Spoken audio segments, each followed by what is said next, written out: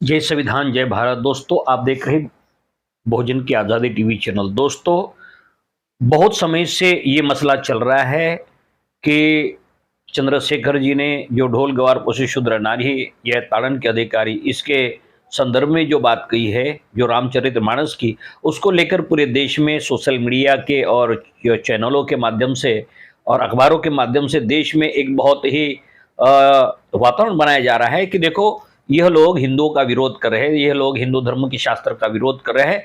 ऐसे उन लोगों के दिलो दिमाग में डालने की कोशिश हो रही है जो लोग अज्ञानता से भरपूर है, जो लोग अज्ञानी हैं, जिन्होंने शिक्षा प्राप्त नहीं की है, जो लोग हिंदू धर्म के शास्त्रों को समझे नहीं हैं।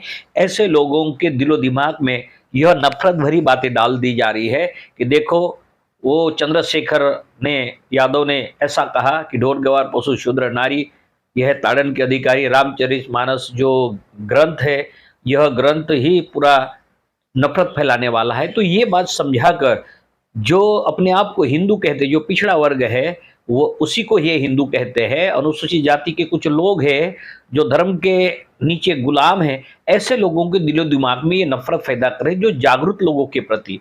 अब जागरूक लोग वो है कि जो लोगों ने ये जान लिया कि हिंदू धर्म ये ब्राह्मणी शास्त्र है, कोई हिंदू धर्म नाम का कोई और धर्म का कोई अस्तित्व नहीं है।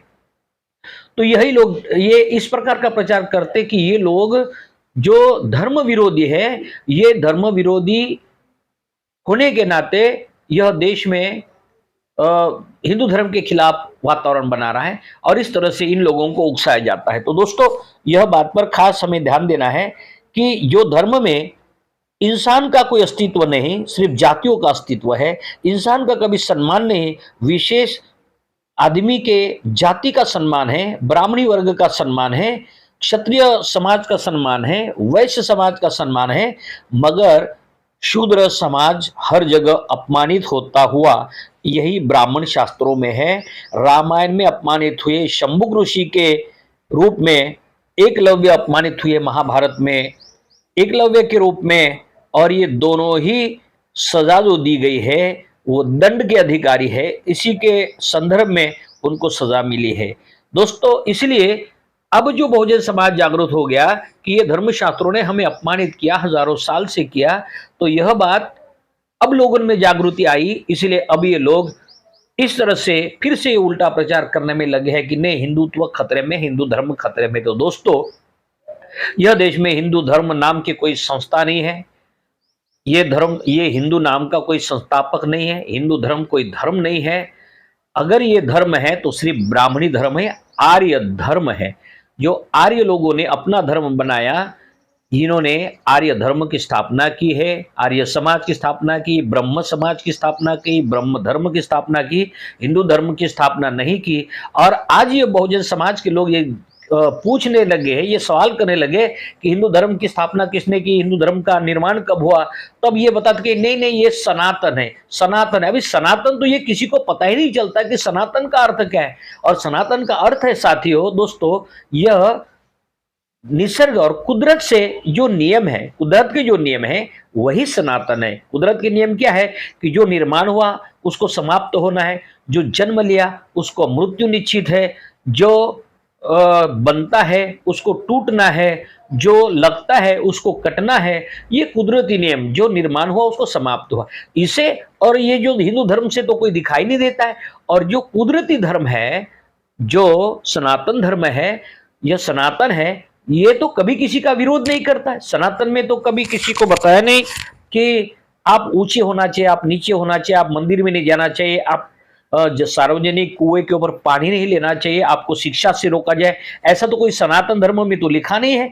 मगर जो भी लिखा है ये तो ब्राह्मणी धर्मों में लिखा है। और ब्राह्मणी धर्मों को इन्होंने हिंदू धर्म घोषित कर दिया, क्योंकि हिंदू धर्म में उन्हीं को कहा जाता है जो लोग ब्राह्मणों की गुलामी को स्वीकार करते हैं, उसी को हिंदू कहा जाता है।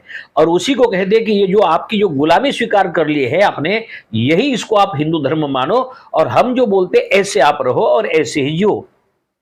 आप शिक्षा नहीं मांगोगे, आप शिक्षा मांगने का अधिकार नहीं मांगोगे, और आपको सम्मान से जीने का कोई अधिकार नहीं, मगर आप हिंदू जरूर बनकर रहना। तो इस तरह से पिछड़े वर्ग के लोगों को हिंदू के नाम पर अपने गुलाम बनाकर रखने की बहुत बड़ी साजिश 4000 साल से चल रही है।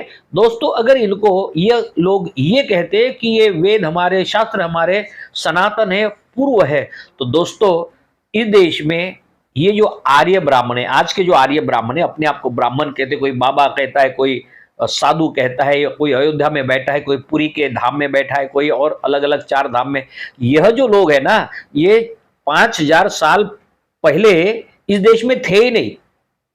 उस समय कोई हिंदू संस्कृति नहीं थी, ना कोई हिंदू धर्म था। उस समय था हड़प्पा संस्कृति, उस समय थी द्रविडियन संस्कृति, और यह तो आए हैं विदेशों से आए हैं, ये खैबर खिंड सिंधु घाटी पर आए हैं, और ये मध्य यूरोप से आए हैं, ये आसिया खंड से आए हुए हैं, और यहाँ पर स्थायी हुए, और फिर इन्होंने इस देश के राजाओं को खत्म कर दिया षड्यंत्र के साथ।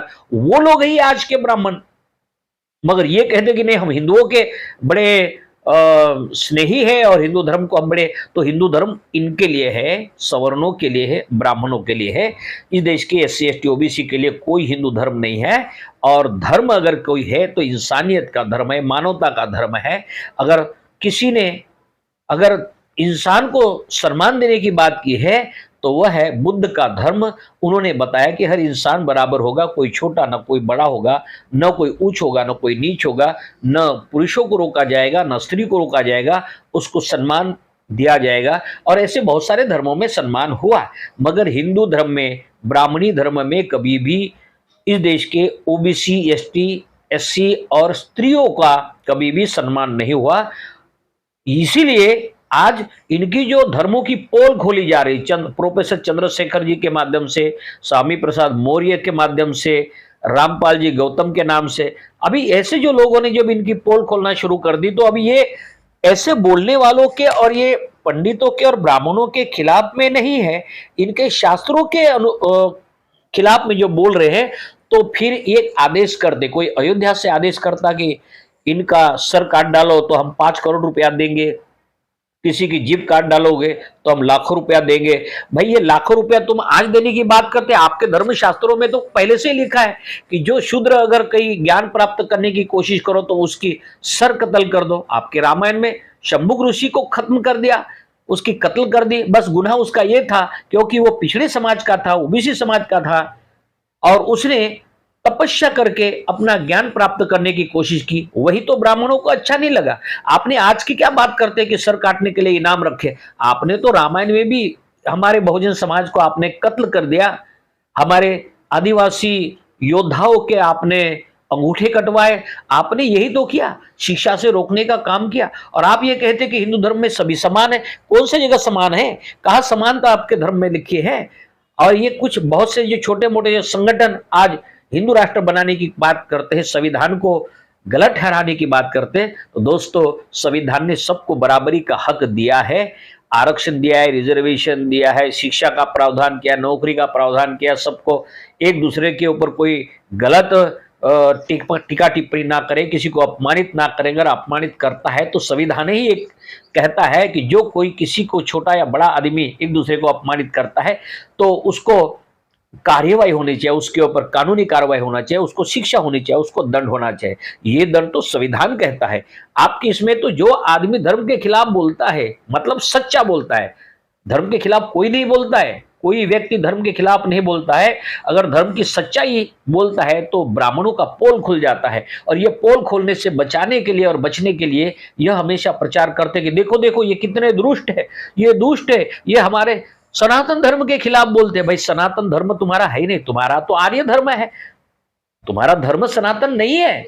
सनातन तो इस धरती का मोल है, सनातन तो ये पृथ्वी का मोल है, सनातन तो ये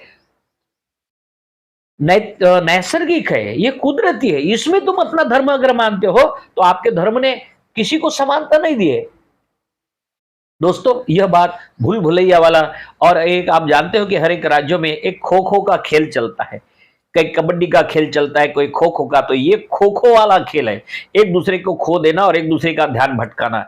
दोस्तों इस देश में SC ST OBC के साथ पिछड़ों का जो विकास होना है वो भारत के संविधान के अंतर्गत होना चाहिए। बस तकलीफ यह है कि भारत के संविधान को सम्मान देने वाले शासन अभी तक इस देश में नहीं बने। इस देश के शासन चलाने वाले, संविधान के अनुरूप चलाने वाले लोग नहीं बने। बस जवाबदारी हमारी आपकी ये है कि भारत के संविधान को अपने राज्य शासन में पूरी तरह लागू करने वाली सरकारें बनानी होगी, तभी आपके हमारे अधिकार सुरक्षित होंगे। हमें कोई धर्म से लेना देना नहीं, हमें कोई धर्म के गुलाम बन के रहना नहीं है।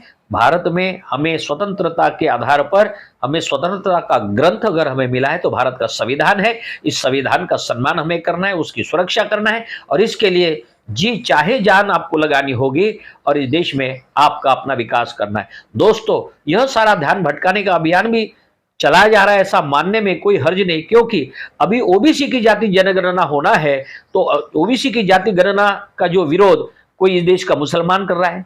ओबीसी के आरक्षण की जो बात हुई है, तो क्या इस देश में कोई मुसलमान ने विरोध किया है? जो ओबीसी के विकास की कोई बात करी है, तो क्या मुसलमानों ने विरोध किया? मंडल आयोग के अंतर्गत ओबीसी को सम्मानित किया गया। संविधान 340 की जो कलम है, उसके संदर्भ में जो ओबीसी समाज को सम्मानित किया, उसको हक अधिकार देने की बात की, तो क्या मुसलमानों ने विरोध किया? विरोध तो उच्च जाति के ब्राह्मणों ने ही किया है कि देखो देखो देखो, इससे जातिवाद बढ़ता है। वो इसी जाति का, इसी कलम का दुरुपयोग करके समाज में प्रसार प्रचार करते हैं कि देखो आरक्षण से जातिवाद बढ़ता है, हर एक जाति मांगेगे तो फिर सब जाति में टूट होगा, फूट होगा, सब जाति आपस में भिड़ जाएगी, लड़ जाएगी, यह प्रचार वो करते हैं। अरे भाई साहब, इस देश के मनुवादी ब्राह्मणों, ओबीसी एसटी आपस में भाई भाई हैं। ये आज नहीं कल एक जगह बैठकर एकजुट होकर अपने हक अधिकारों की बात, बराबरी का बंटवारा कर लेंगे। इसमें आपको हस्तक्षेप करने की जरूरत नहीं है। एससी एसटी ओबीसी और माइनॉरिटीज इस देश के वतन के मूल मालिक है। आप लोग विदेशी आए, आप बाहर से आए हैं।